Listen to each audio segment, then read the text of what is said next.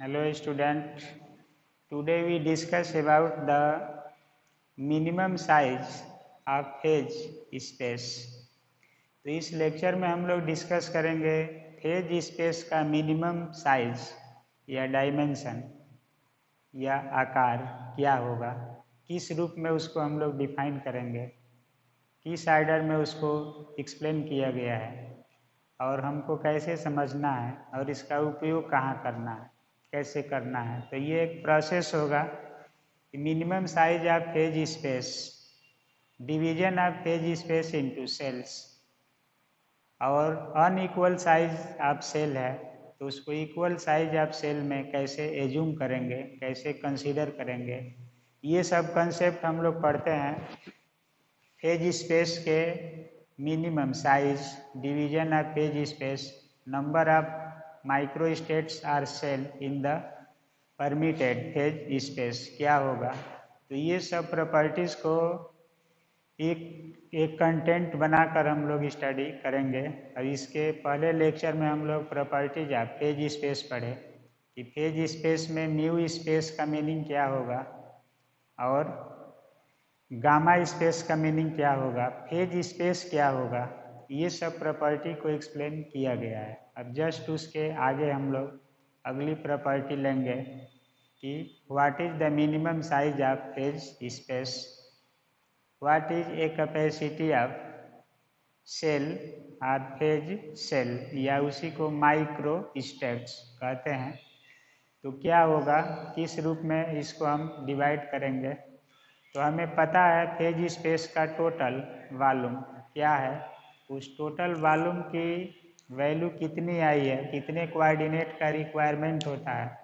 Mu space single particle के लिए define होता है, तो गामा स्पेस एन पार्टिकल के लिए डिफाइन होता है।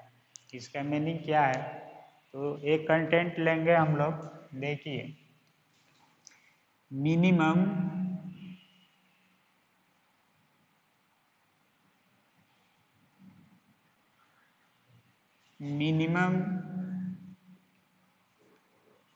साइज ऑफ फेज स्पेस क्या होगा, minimum size of phase space. तो इसमें देखिए, जैसे फेज स्पेस है, फेज स्पेस तो ये एक तरह से 6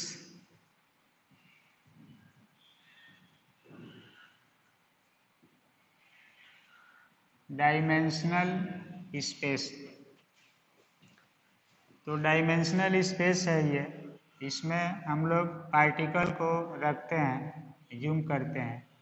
तो स्पेस है, तो इसका space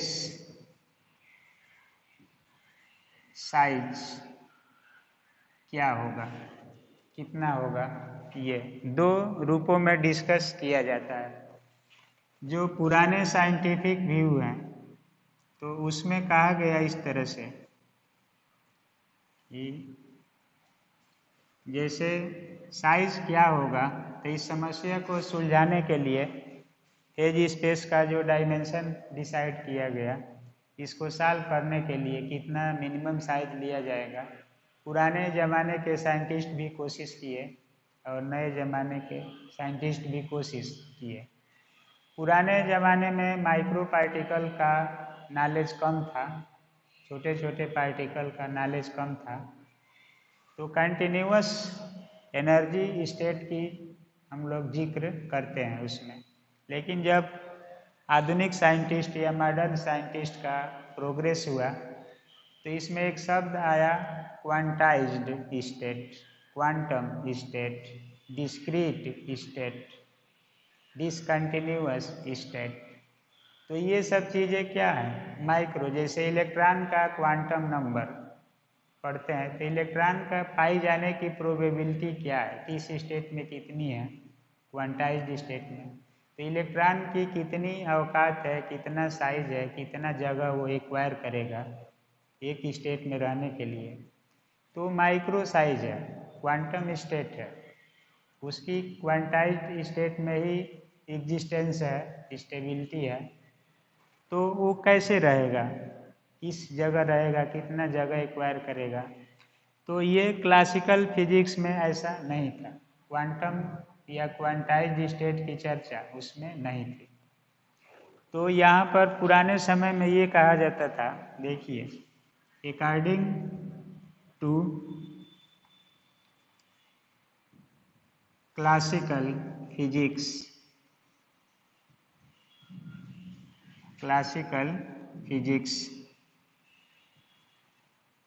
size of phase space में be any limit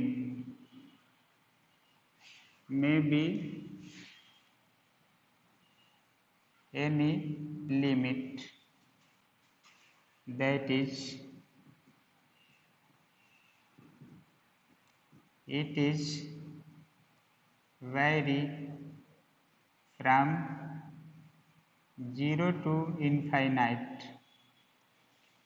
0 to infinite के रूप में कुछ भी हो सकता है, कितना भी साइज ले सकते हैं। जैसे आप सिंपल हार्मोनिक मोशन की एनर्जी पढ़ते हैं तो ऐसे ग्राफ आता है पोटेंशियल एनर्जी, तो ये कंटिन्यूअस है, पैराबोलिक है। इसका एक पोजीशन जैसे एनर्जी है तो 0 पर आएगी और बढ़ते हुए कहीं तक जा सकती है, इनफाइनाइट तक जा सकती है। तो एनी साइज में ये हो सकता है, वैरी फ्रॉम 0 टू इनफाइनाइट। तो इसमें कोई लिमिटेशन नहीं था। तो इसका मीनिंग है कि thus there is no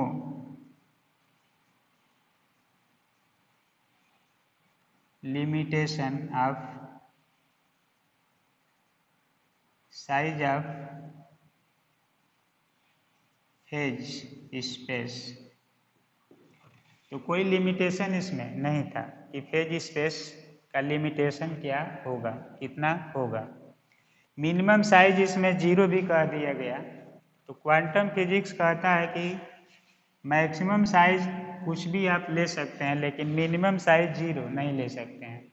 कोई पार्टिकल है, कोई वेव है, तो अगर एग्जिस्ट कर रही है कहीं भी पार्टिकल है तो उसका कुछ न कुछ एग्जिस्टेंस है। तो कुछ एग्जिस्टेंस के लिए जगह अपना एक्वायर करेगी, कवर करेगी। वेव है तो ऐसे चल रही है तो इसका भी एग्जिस्टेंस है कि कितना इसका एम्पलीट्यूड है, कितना वेवलेंथ है। तो ये कुछ न कुछ जगह को एक्वायर करेगी, इसलिए इसको हम लोग नज़रअंदाज नहीं कर सकते, यानी मिनिमम साइज को 0 नहीं ले सकते। आप इसको क्वांटम में पढ़े भी थे कि हार्मोनिक ऑसिलेटर की जो 0 पॉइंट एनर्जी थी ये ½ h थी, नॉट इक्वल टू 0। जबकि वही हार्मोनिक ऑसिलेटर क्लासिकल फिजिक्स में पढ़ा जाता है तो एनर्जी 0 आ जाती है। यहाँ तक कि प्लांक की क्वांटम थियरी में भी आप लोग पढ़ते थे Nhν, तो जब 0 लेंगे तो ये 0 हो जाती थी। प्लांक की क्वांटम थियरी में भी 0 आ जाता था, लेकिन श्रोडिंजर का इक्वेशन ये बताया कि ये 0 नहीं होगा।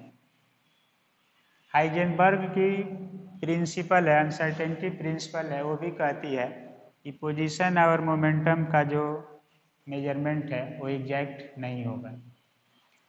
तो ये सब चीज़ें हैं कि 0 के बराबर ले सकते हैं इसमें।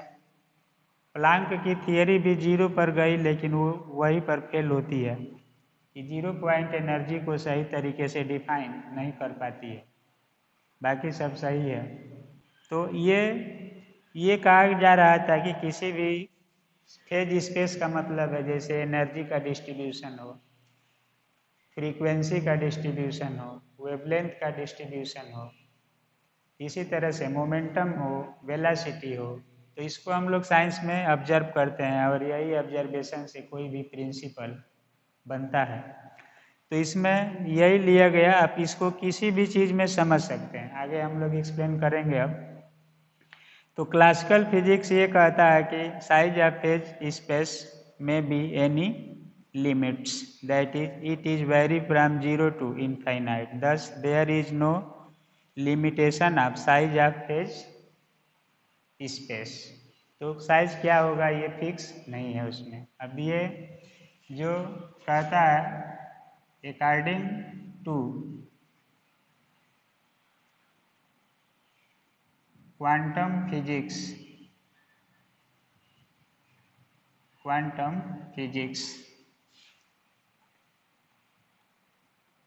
there is a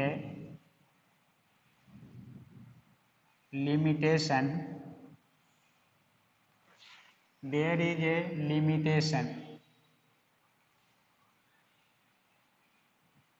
on the size of phase space, that is minimum size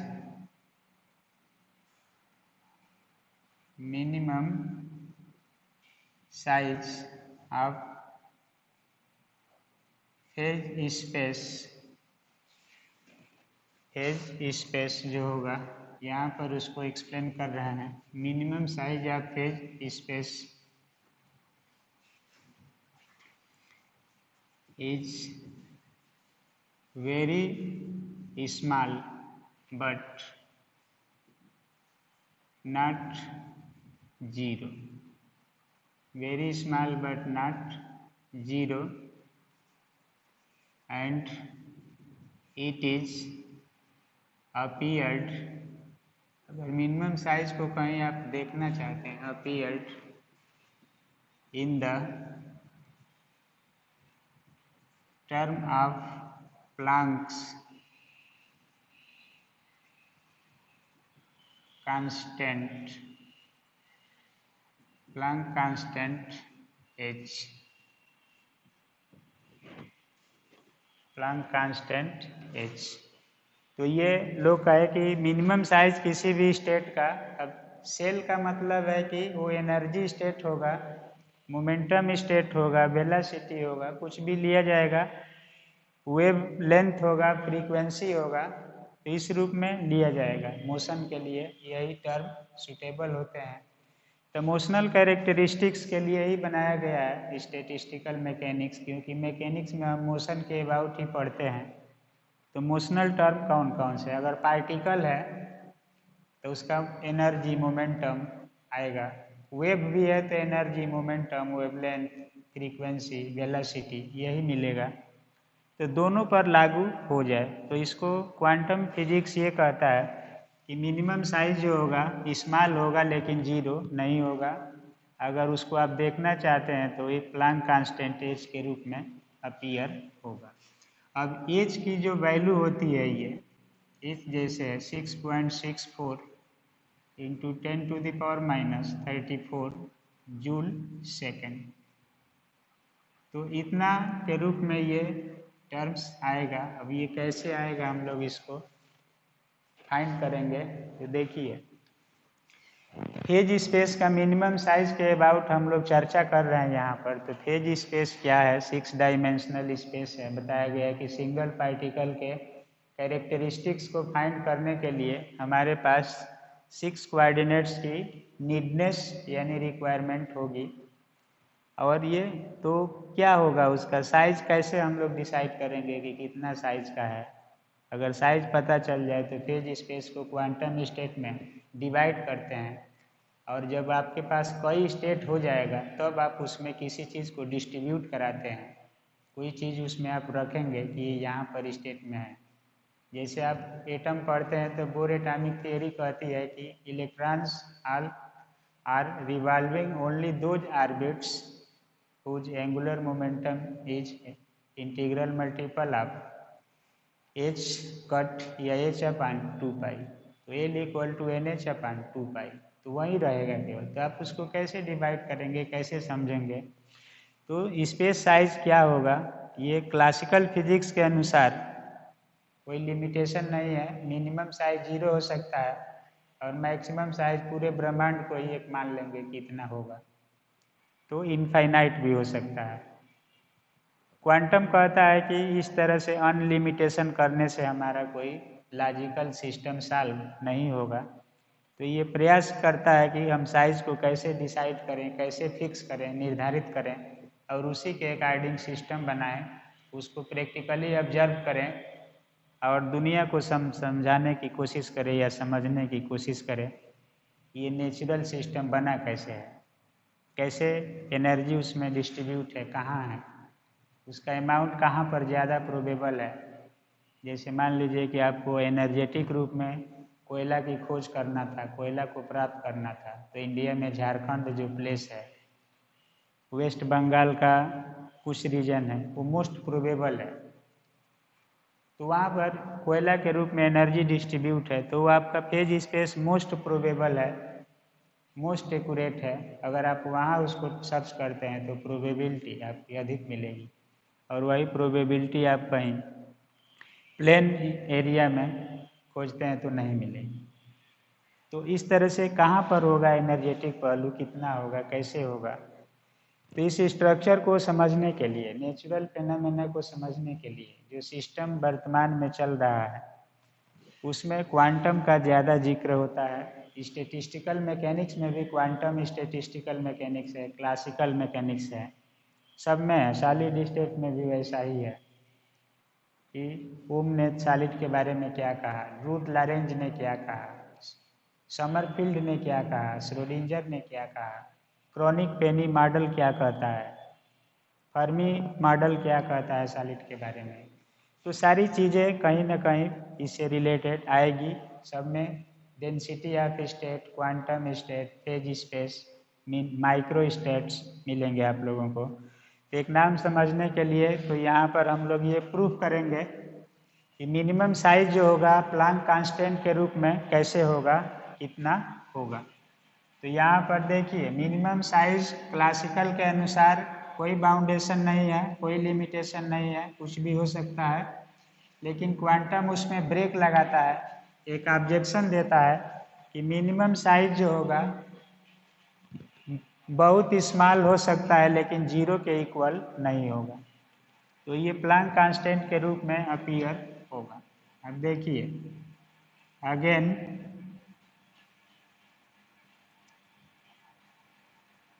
maximum size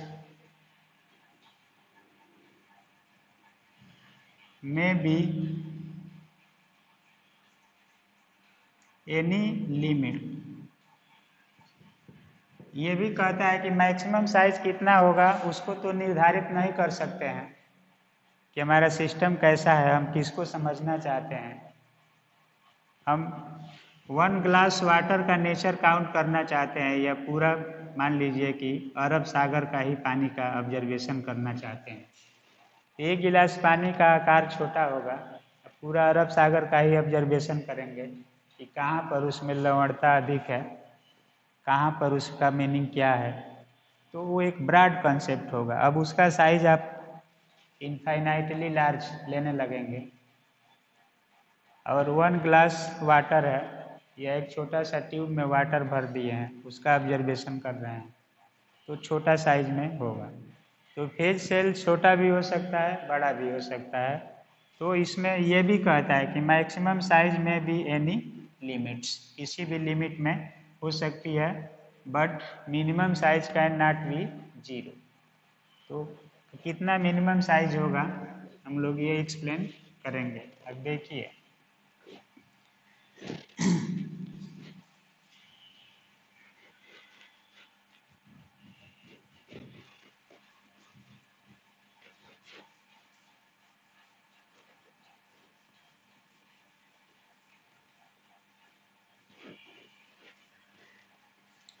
to find the minimum size, to find the minimum size we consider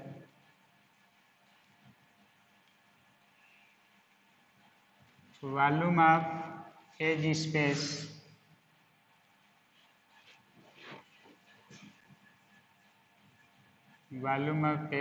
space as, देखिए फेज स्पेस का जो volume है D tau, इसकी value है D X D Y D Z, D P X D P Y D P Z.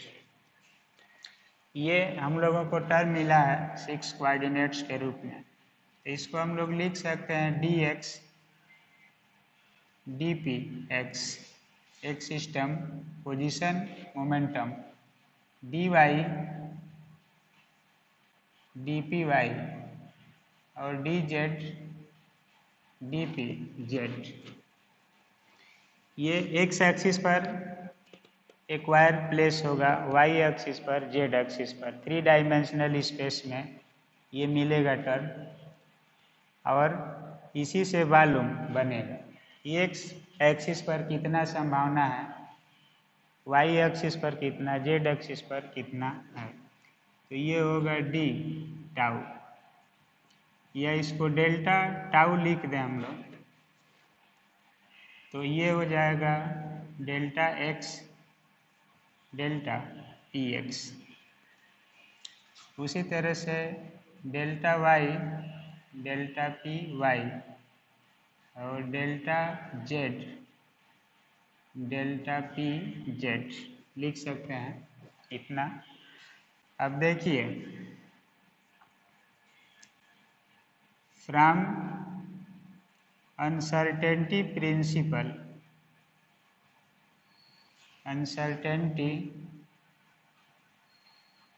Principal we have, uncertainty principle है Heisenberg की, वो ये कहती है कि delta X delta P X approximately equal होता है एच, ये एच अपन 2 पाई कांस्टेंट रहेगा, इतना लिख सकते हैं, तो ये होगा एच के इक्वल होगा। Delta Y delta P Y ये भी वही है, प्रोडक्ट ऑफ पोजीशन है मोमेंटम, तो ये भी किसके इक्वल होगा, एच। और delta Z delta P Z ये भी इक्वल होगा किसके, एच के। तो ये अनसर्टेनिटी प्रिंसिपल कहती है कि अगर किसी भी पार्टिकल का पोजीशन और मोमेंटम दोनों कंटिन्यूअसली चेंज हो रहे हैं तो उनका मेजरमेंट करना संभव, एग्जैक्टली मेजरमेंट संभव नहीं है। इसमें एक न एक एरर आता है, वह एरर एज के रूप में काउंट किया गया, या इसको हम लोग इस रूप में आइडेंटिफाई किए, अनसर्टेनिटी प्रिंसिपल है ये।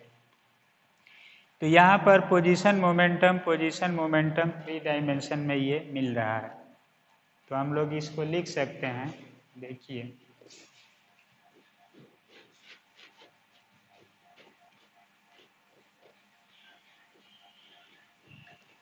यहाँ पर जो इस वैल्यू होगी, इस पोजीशन मोमेंटम जो भी टर्म आ रहा है तो इसमें रख देंगे हम लोग, तो ये मिलेगा 10 delta tau equal to H, या एक एच है, एच ये भी एच अप्रॉक्सीमेट, तो डेल्टा टाउ का मीनिंग हो गया अप्रॉक्सीमेटली एच क्यू, तो डेल्टा टाउ का मतलब है वॉल्यूम ऑफ फेज स्पेस, और इसी की वैल्यू कितनी आ रही है, एच क्यू, इतना मिलेगा। अब देखिए एच की वैल्यू है 6.64 into 10⁻⁻34 joule into second, Planck constant है ये। Joule second. इसलिए डेल्टा टाउ की वैल्यू एच क्यूब है, तो ये हो गया 6.64 इंटू 10⁻⁻34 का क्यूब। तो इसको सॉल्व करने पर 9.2 इंटू 10⁻⁻100 आता है जूल सेकेंड का क्यूब आएगा ये इतना। तो ये वेरी स्मॉल है वैल्यू। अब माइनस पावर 100 का मतलब है कि ये वेरी स्मॉल है बट नॉट इक्वल टू 0। तो इस वेरी स्मॉल है लेकिन 0 के इक्वल नहीं है, इसका कुछ ना कुछ डायमेंशन आएगा। तो माइक्रो प्लेस वही होता है। इसी प्लेस को आजकल नैनो टेक्नोलॉजी के रूप में डेवलप किया जा रहा है कि नैनो टेक्नोलॉजी होगी, यानी 10⁻⁹ ये जो होगा वेरी वेरी ग्रेटर देन होगा 10⁻⁻100। तो नैनो प्लेस को भी हम लोग इस रूप में अगर मिनिमम साइज के रूप में डिवाइड करें तो कर सकते हैं। बस ये आपको सिस्टम बनाना है, आपको ऑब्जर्व करना है, आप इसमें सक्षम है कि नहीं है वो आपका दोष होगा, इस टेक्नोलॉजी का दोष नहीं हो।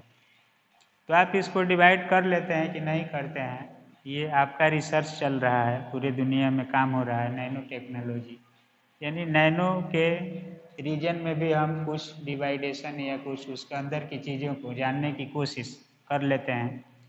तो इसी को कहा जा रहा है कि इस समय दुनिया का जो रिजल्ट है वो माइक्रो से माइक्रो की ओर जा रहा है।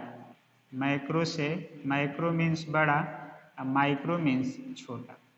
तो माइक्रो से माइक्रो की ओर हम लोग जा रहे हैं, यानी स्थूल अवस्था से सूक्ष्म अवस्था की ओर जा रहे हैं। इसका मतलब है बड़े से छोटे की ओर जा रहे हैं।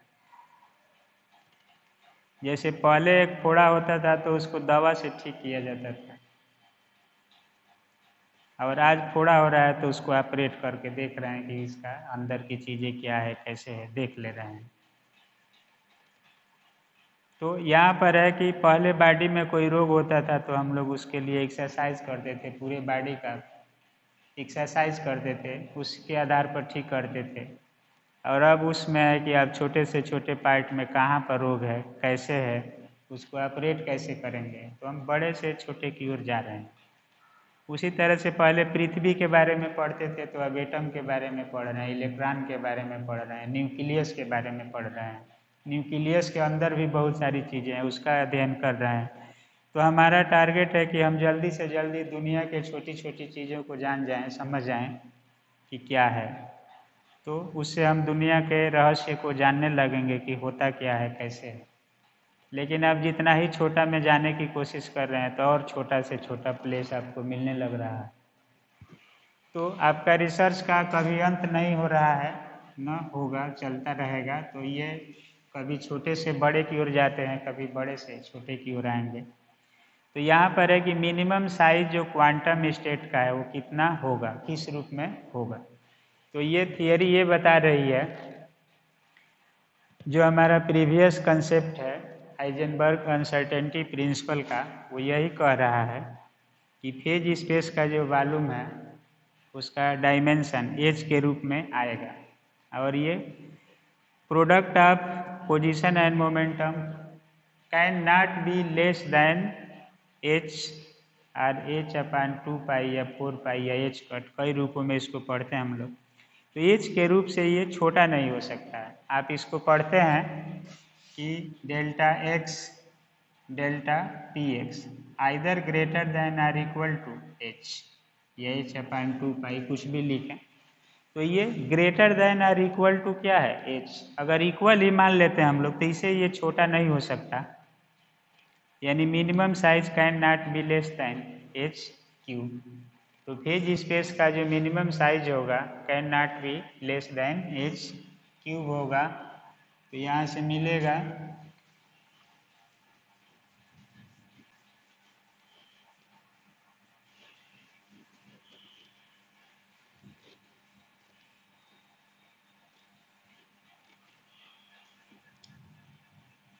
10 minimum size of hedge space can not be less than H cube, can not be less than H cube. H cube से छोटा नहीं हो सकता है, इसके रूप में कुछ न कुछ मिलेगा। Can not be less than H cube. अब देखिए ये है this is pure quantum mechanical, this is pure quantum mechanical result and not discuss in the classical system. Classical system में इसका कोई जिक्र नहीं हुआ था, क्वांटम सिस्टम है ये, काउंटेबल है और उसी के आधार पर ये फाइंड किया गया। तो देखिए किसी भी बॉडी का जो साइज होगा वॉल्यूम होगा वो इस रूप में आएगा एच क्यूब। तो यहाँ पर देखिए एक टर्म हम लोग लेंगे फॉर 3 डायमेंशन, जो डेल्टा टाउ होगा ये होगा एच क्यूब, क्योंकि 3 डायमेंशन में ही आ रहा है एक्स वाई जेड, इतना मिलेगा। अगर हमारा सिस्टम 2 डायमेंशनल है तो 2 ही टर्म आएंगे एक्स और वाई, तो ये हो जाएगा delta tau equal to H square for 1 dimension, ये होगा एच का पावर 1। तो जैसा डायमेंशन लिया जाएगा वैसे हम लोग डेल्टा टाउ को सेट करेंगे, 1 डायमेंशन, 2 डायमेंशन, 3 डायमेंशन। अब है कि फेज स्पेस कि पार्टिकल की संख्या पर डायमेंशन डिपेंड कर रहा है। जैसे गामा स्पेस है तो n पार्टिकल लेते हैं तो n पर डिपेंड करेगा। म्यू स्पेस है तो 1 पार्टिकल है तो 1 डायमेंशन पर कोऑर्डिनेट सेट होंगे। तो ये सब चीज़ें आएगी। इसी तरह से हम लोग कोई भी डायमेंशन ले सकते हैं। तो फॉर एफ डायमेंशन जो साइज होगा जनरली इसको हम लोग लिख देंगे एच का पावर एफ, इतना साइज लेंगे। तो मिनिमम साइज ऐसे डिसाइड होगा, जैसे आपका ऑब्जेक्ट है इधर ओरिजिन से ऐसे जा रहा है तो यहाँ पर x1 है, यहाँ पर x2 है, x एक्सिस पर ही चल रहा है तो ये डेल्टा x मिलेगा, x2 minus x1।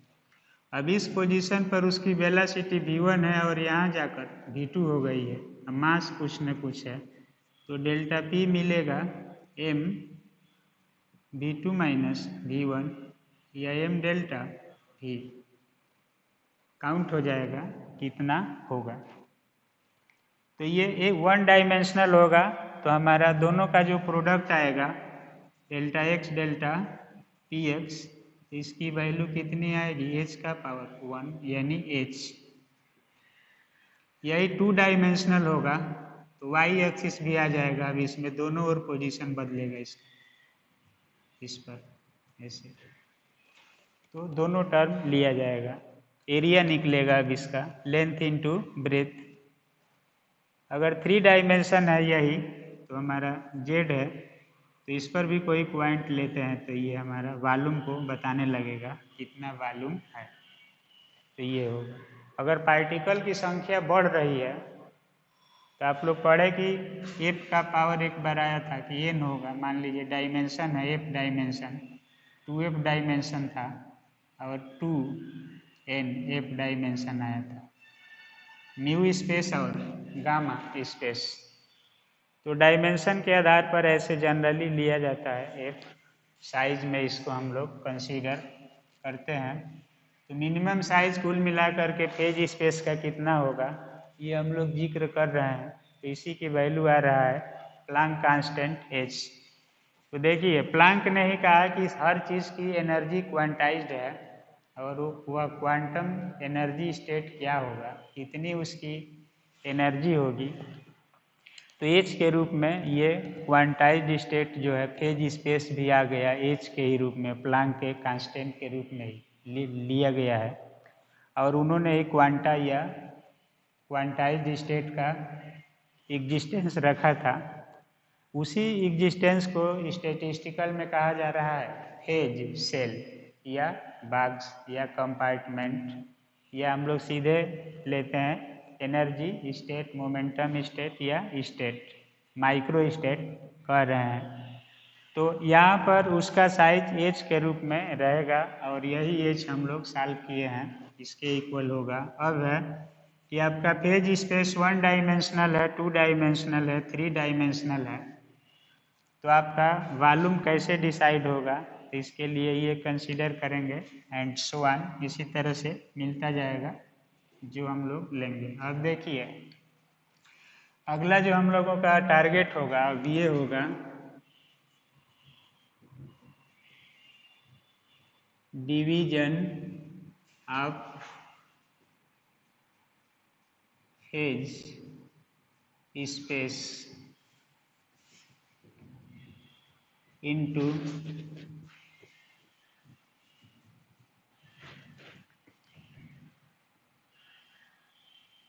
Phase cells, division of phase space into phase cells, और इसको कहते हैं माइक्रो स्टेट्स।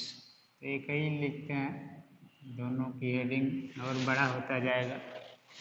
तो division of phase space into phase cells मतलब फेज स्पेस को और छोटा किया जाए, फेज सेल में डिवाइड किया जाए, तो उसका प्रोसेस क्या होगा, डिवीजन प्रक्रिया क्या होगी, कैसे हम लोग डिवाइड करेंगे, बेस क्या बनाएंगे, तो ये हम लोग कंसीडर करेंगे इसमें कि डिवीजन का प्रोसेस क्या है। वर्तमान जो सिस्टम चल रहे हैं उसको हम लोग कैसे समझेंगे, कितना समझना है, उसमें है क्या। तो division of phase space into phase cells, तो फेज स्पेस का बंटवारा फेज सेल के रूप में कैसे होगा, ये टर्म हम लोग अब समझेंगे।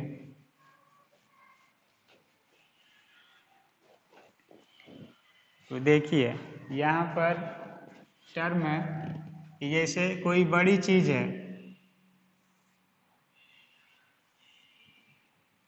तो इसको हमको छोटे छोटे पार्ट में डिवाइड करना है। ऐसे मान लीजिए छोटे छोटे पार्ट में ऐसे डिवाइड करना है, तो दो कंसेप्ट होगा। इसको तो सबसे पहले हम लोग कहेंगे फेज स्पेस, फेज स्पेस है, और ये जो छोटा छोटा दिखाई दे रहा है इसका नाम होगा फेज सेल्स। अब इसके दो कैरेक्टरिस्टिक्स होंगे, यहाँ पर इक्वल साइज सेल्स होंगे या अनइक्वल साइज सेल्स होंगे। दोनों में से कोई ना कोई होगा। अब इक्वली डिवाइड कर दिया जाए या अनइक्वली डिवाइड किया जाए तो ये होगा phase cell.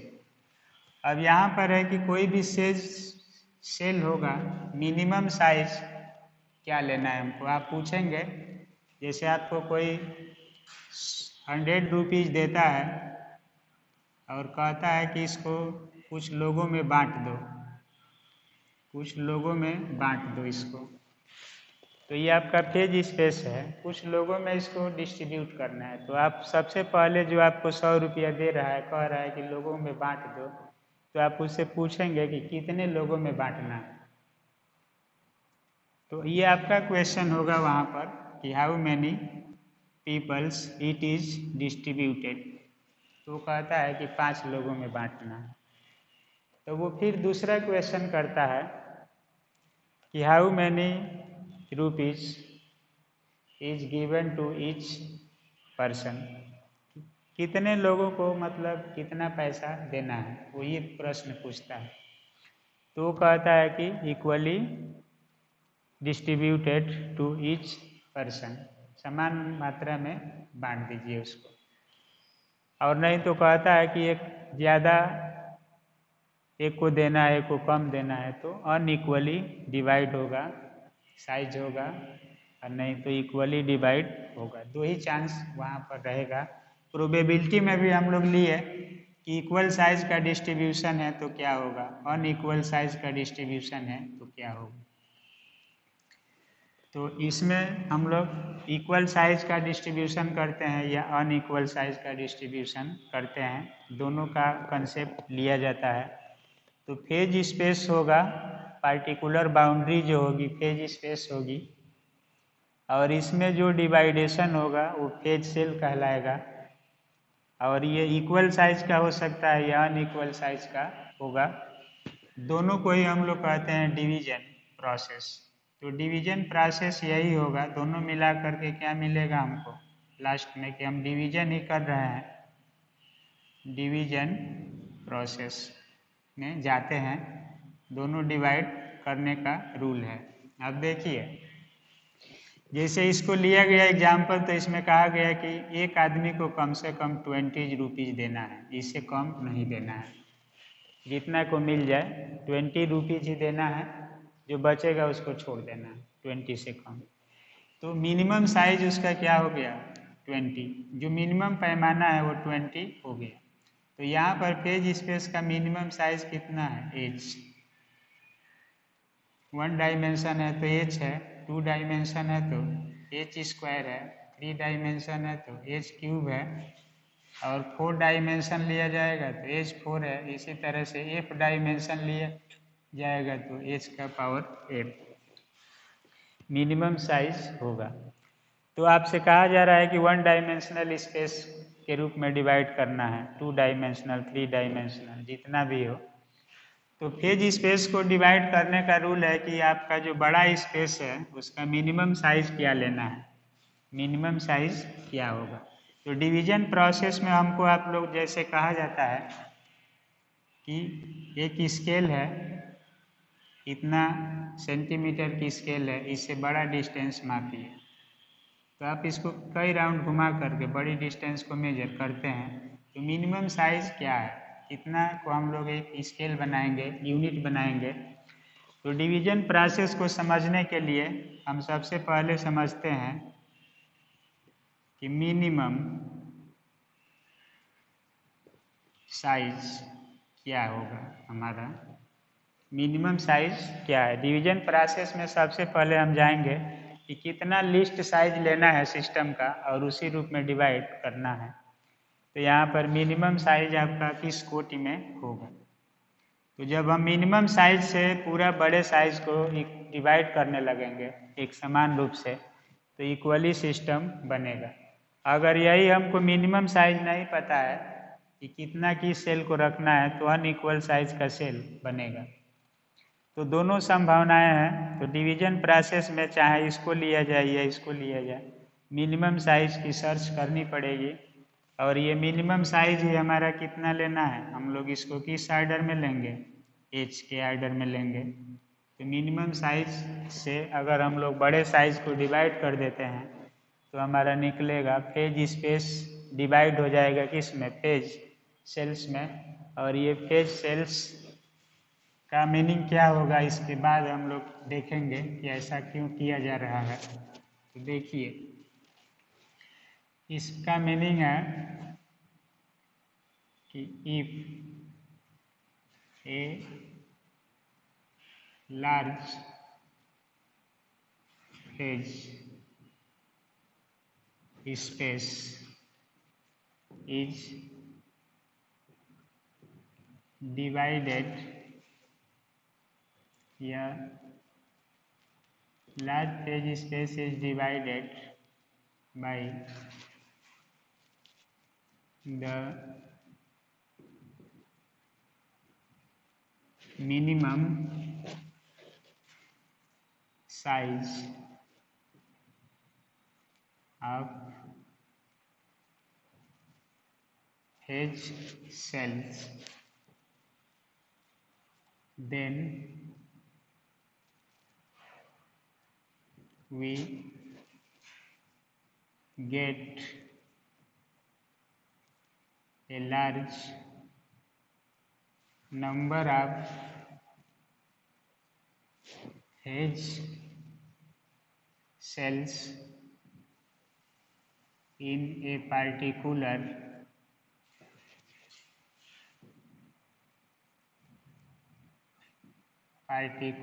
phase space. Particular phase space. अब देखिए, each phase cell is called compartment or microstates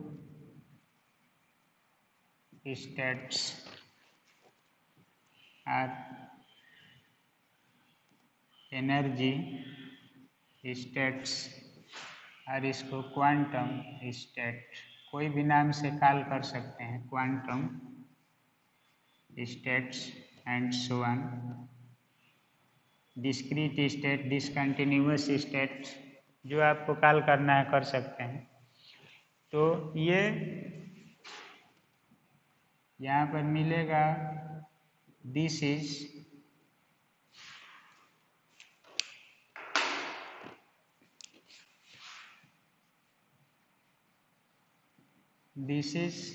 called process of phase space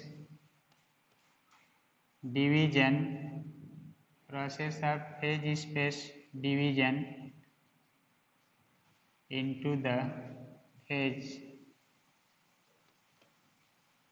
cells, phase cells. तो इसमें देखिए हम लोग एक्सप्लेन करेंगे इसमें कि फेज स्पेस जो होगा कोई भी कैसे डिवाइड होगा, मिनिमम साइज क्या होगा। तो मिनिमम साइज से डिवाइड करते हैं बड़े स्पेस में, तो उसी को कहते हैं division of phase space into cells. तो यहाँ पर मिलेगा मिनिमम साइज क्या है, तो यहाँ पर सबसे पहला मीनिंग होगा कि नंबर ऑफ फेज सेल्स का मीनिंग होगा total volume of phase space upon minimum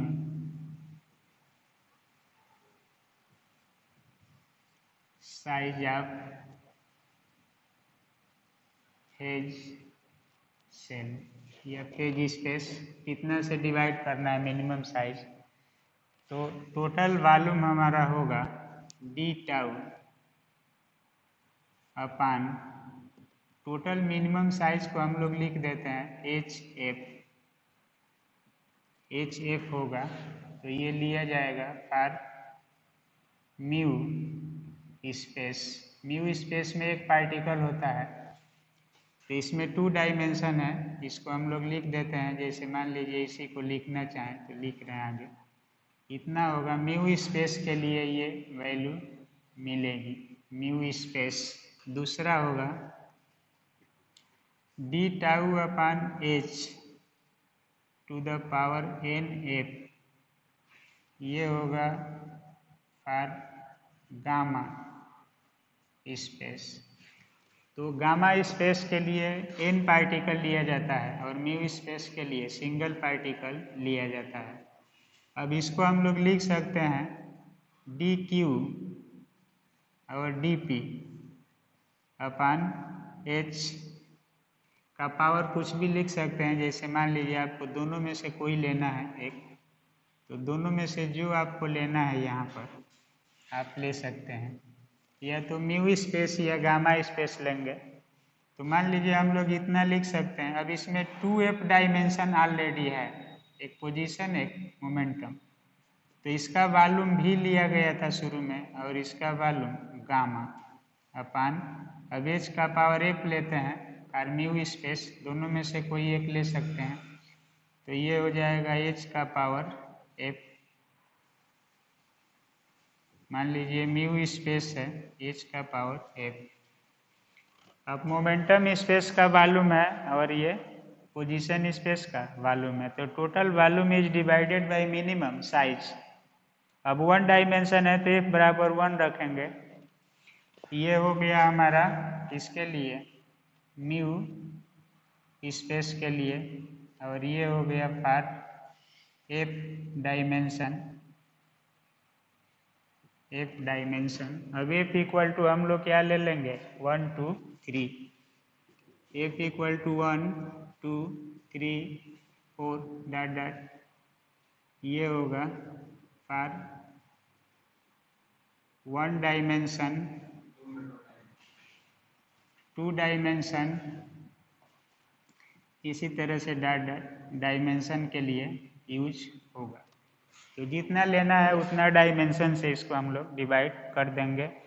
अब जो दूसरे रूप में हम लोग इसको कहते हैं जैसे कि डी टाउ की वैल्यू लेते हैं हम लोग D Q 1 D Q 2 dot dot D Q F, उसी तरह से D P 1 D P 2 dot dot D P F तक जाएंगे तो एफ डायमेंशनल स्पेस आपको मिलने लगेगा। 3 तक रहेंगे तो 3 डायमेंशन। तो वॉल्यूम को पार्टिकल के आधार पर अरेंज किया जाता है डायमेंशन, तो ये ले सकते हैं। यही डायमेंशन होगा इसका, एफ तक जाएगा तो एफ डायमेंशन है, इतना डायमेंशन तक हमको एक्सप्लेन करना है। तो इस लेक्चर में हम लोग ये डिस्कशन कर रहे हैं। अब इसी को अगले लेक्चर में हम लोग आगे बढ़ाएंगे, टाइम थोड़ा सा ज़्यादा हो रहा है तो इसी लेक्चर को आगे हम लोग बढ़ाएंगे अगले लेक्चर में, और उसमें भी हम लोग पार्ट 2 कर लेंगे, division of phase space into phase cell ही होगा। तो ये कैसे डिवाइड होगा, अब इसका एग्जाम्पल क्या होगा, कैसे हम इसको समझेंगे व्यवहारिक लाइफ में कि हम लोग कैसे डिवाइड करते हैं। तो ये तो फेज स्पेस का वॉल्यूम हो गया, मिनिमम साइज का जिक्र किया गया। अब टोटल वॉल्यूम में मिनिमम साइज से डिवाइड किया गया तो कितना आएगा, तो ये सब प्रोसीजर है। अभी ये प्रोसीजर आगे बढ़ेगा, टाइम थोड़ा सा अलाउ नहीं कर रहा है, इसलिए हम लोग इसको यहीं पर रोकते हैं। अगले लेक्चर में यहीं से आगे बढ़ाएंगे, इसका और मीनिंग क्लियर क्या होगा, कैसे डिवाइड होगा, जो आप पहले से जानते हैं उस डिवीजन तक पहुंचा दिया जाएगा आपको कि मतलब मीनिंग क्या है क्वांटम स्टेट का। तो प्रयास करेंगे कि जो आपका प्रीवियस नॉलेज है उसको याद दिलाएंगे तो आप लोगों को याद आएगा कि हम पहले से इसको कैसे जानते हैं, किस रूप में जानते हैं, वो इसमें भी मिल जाएगा। तो इस लेक्चर में इतना ही तक के लिए ओके, थैंक यू।